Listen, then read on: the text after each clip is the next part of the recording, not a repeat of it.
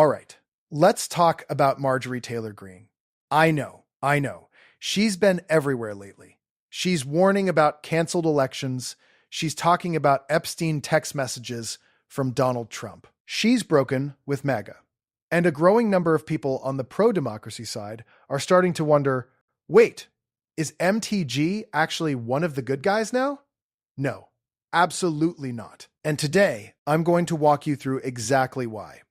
Before we get into it, if you're new here, hit that subscribe button and drop a like on this video right now. Here's what we're covering today.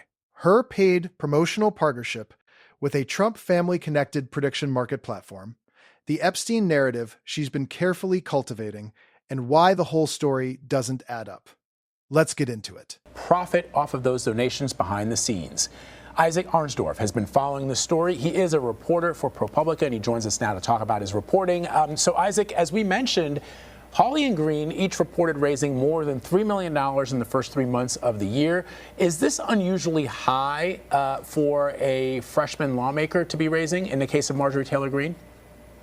It definitely is. I mean, it's more than the average House member raises in an entire 2-year cycle. And obviously, a lot of House seats aren't that competitive. But it's a huge number for her as a freshman lawmaker. And it's also a very big number for Hawley, who isn't actually up for election until 2024. Yeah, and it was such a huge number that both lawmakers got, a lot of free publicity about it because they're sort of eye-popping. So there's no debate about them raising the money. But ProPublica looked into this, and there is something interesting about how they raise the money. What did you discover? That's right. They got a lot of good press out of it. And, if you actually look at some of the fundraising emails they sent, it was clear that that was their goal, that they wanted to post an impressive number and they wanted to get those headlines because they wanted to be able to say, this validates what we've been doing. This shows that the people stand with the controversial positions that we've been taking. But what we were able to do So the fundraising model she built inside Congress, that didn't end when she resigned. If anything, she shifted it into a higher gear. One of the clearest post-Congress examples is her promotion of Polymarket, a cryptocurrency prediction market platform that notably has Donald Trump Jr. on its board. Greene used her former congressional social media presence to promote this platform, framing it around her commentary on the 2028 election cycle. Let's be clear about what that actually is. You have hundreds of thousands of followers who trusted you as a political figure, and you are being paid to send them to a political gambling site with direct Trump family ties. That is not political activism. That is an influencer deal dressed up in a MAGA flag. And it raises a very simple question. If she'll sell her audience this easily and this transparently, what else is she selling them? So, the platform she's promoting is simultaneously listing her as a top 3 2028 presidential contender, while she publicly says she's not running. The loop is airtight. She promotes Polymarket. Polymarket promotes her profile. Her profile drives engagement, and engagement drives income. Every single step is monetized. None of it requires her to actually run for anything or stand for anything. I want to be careful here. The Epstein files issue is real. The survivors are real. And the questions about why those documents haven't been fully released are completely legitimate. But here's my problem with MTG's version of this story. She says she reached out to Susie Wiles, to James Blair, to Kash Patel. She says J.D. Vance was compassionate while Trump personally sent her threatening text messages, texts in which he allegedly told her that any harm to her family was her own fault. She says she saved those texts. She says she fears being put in jail if she releases them publicly.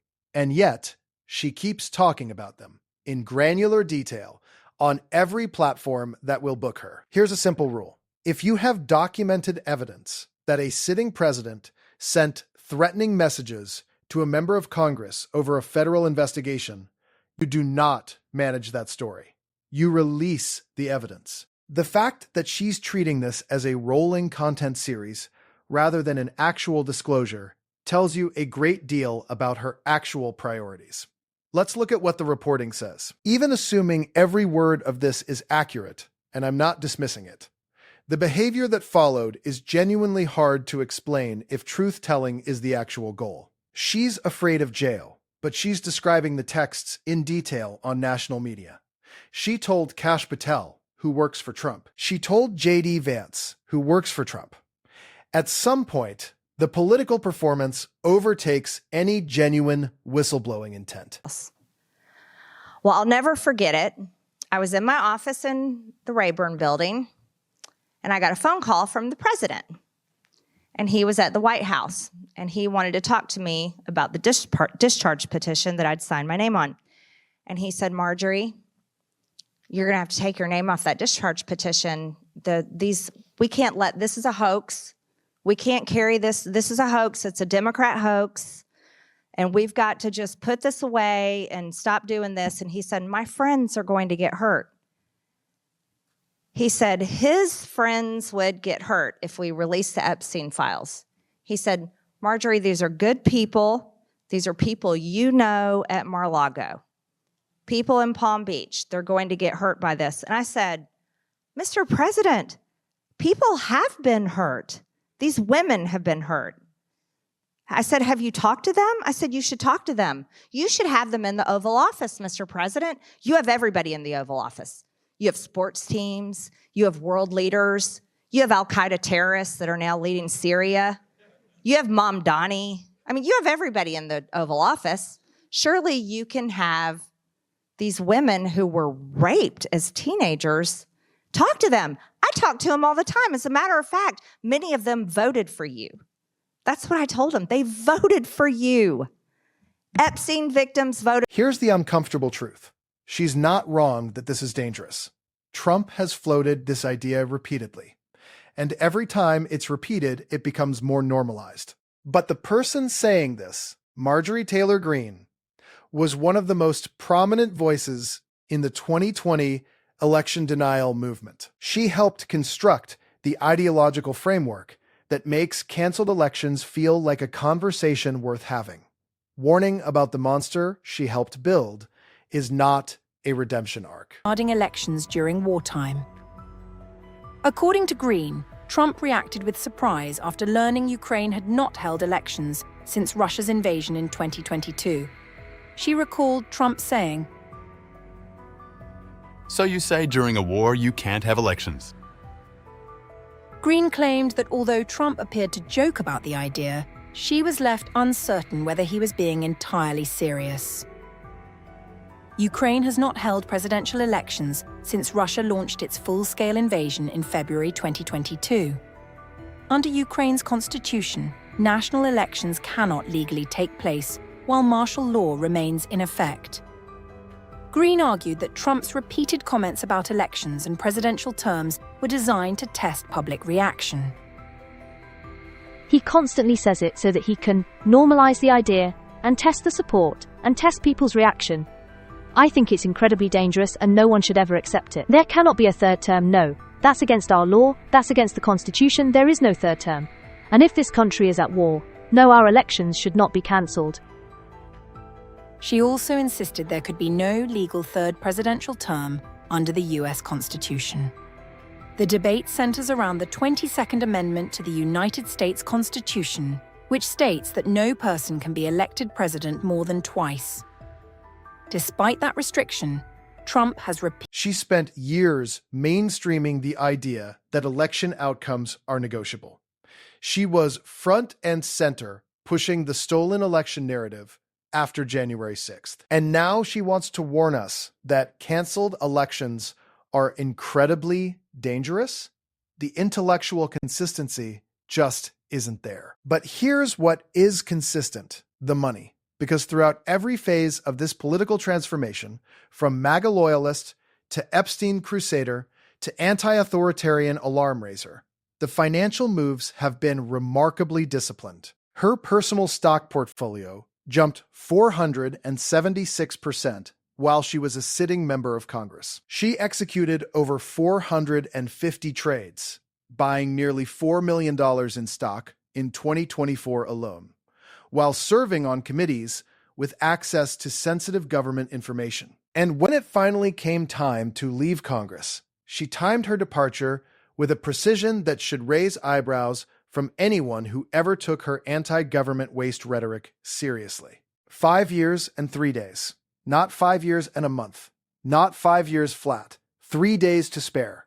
For a politician who built her entire identity around fighting government waste and taking on the political establishment, she made absolutely certain she collected every last federal benefit available to her before she walked out the door. Planning a wedding. You're leaving Congress about $22 million richer.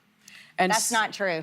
And that's my question, because some are questioning how you would make so much money while taking in $174,000 a year on your salary. I don't know how I could do that because that's not true. Okay. So I've owned a family construction business since 2002. Okay. That's where my wealth comes from. So it's family money. Okay. It's So you don't money need I've it. earned. Yeah. So Actually, you it's don't need money I've another earned. gig. No, Good. I still own our family construction business. It's the business I love. It's the business that put a roof over my head. One more Our thing. employees are like family to me. One more thing. If he begs you to come back, will you go back? Who? My ex-husband? No, Trump. just kidding. That was a good one. That was a good one. Absolutely not. The way he treated me, no. Because, you know, he loves when you're on your knees begging him to come back. He'll never have me begging. You support banning stock trading in Congress, correct? Yes, I signed the discharge petition. Right. That's a bill that needs to come out, but I would add to that bill, they need to add the executive branch because that's where the real insider trading happens. Yeah. That's where the government contracts are. So here's where I want to leave you. And this part is specifically for people on the pro-democracy, anti-authoritarian side. MTG can occasionally be a useful instrument in specific situations. If she's drawing attention to something real, use that. If her vote happens to align with accountability on a given issue, take the win. But do not let her into the tent. Do not treat her as a principled ally. Do not allow her to shape the direction of the movement or gain a central role in the coalition. She is not your ally. She is a brand. She entered Congress as a relatively modest business owner and left it as a multimillionaire. She secured her pension. She signed a deal with the Trump family prediction market. She has a media profile that now pays better than any congressional salary ever did. Every public shift she has made has followed the financial incentives. And the next shift will too. Watch what she does, not what she says. And when what she says happens to be useful, use it. Just never, ever trust the person saying it. That's it for today. If you found value in this breakdown, drop a like on the video, share it with someone who needs to see it, and make sure you're subscribed. I'll see you in the next one.